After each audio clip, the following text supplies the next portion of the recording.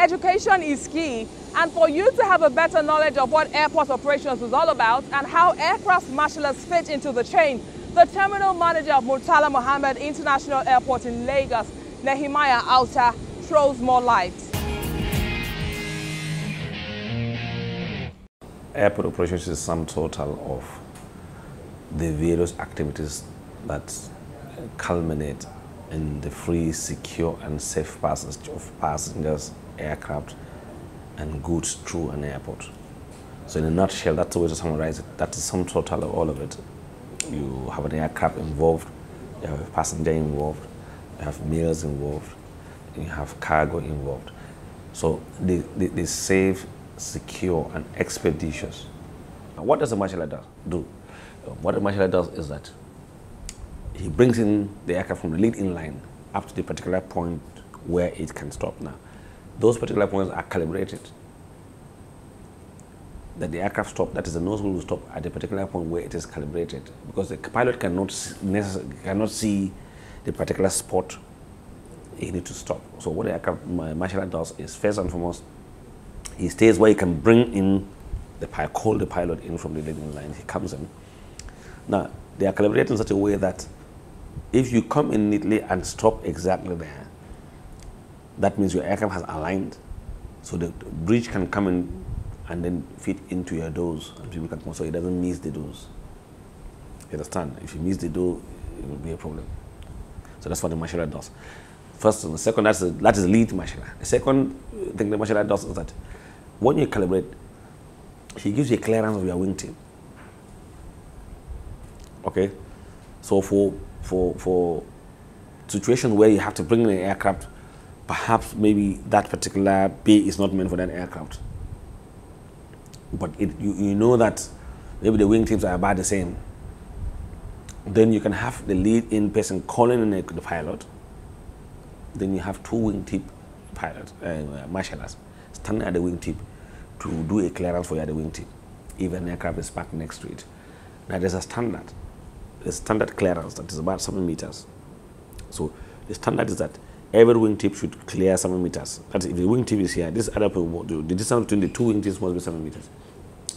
But you can change it. It can be 5 meters, provided you have a wingtip marshaller that can clear the captain. That's one. The second one is the marshaller departs you. Okay, he calls you in. If you want to depart, the marshaller leads you out. Again, with a wingtip person. Then thirdly, there's a marshaller that stays at the back. He stays at the back of the tail of the aircraft.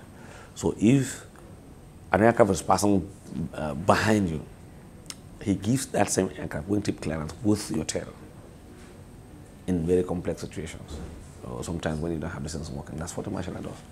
If you have this, like to have the bridge now, and the Ignis is on, the lighting is there automatically. The pilot can come in there, he sees the light. When he shows him blue, he's coming, and when he shows him red, he stops. He knows that it is aligned to that stop bar. In that case, he can come alone. But where you don't have that facility, it will be risky for him. It is safer for him to wait for a marshaller to come in, to call him in which case somebody down is seeing, it makes it much safer. Sometimes you find that even on departure, the jet blast of the aircraft can cause problems to even equipment that is back on the ground. It is still the duty of the marshaller to get that clear him, clear the pilot. He's his eye. He clears him and departs him. All right?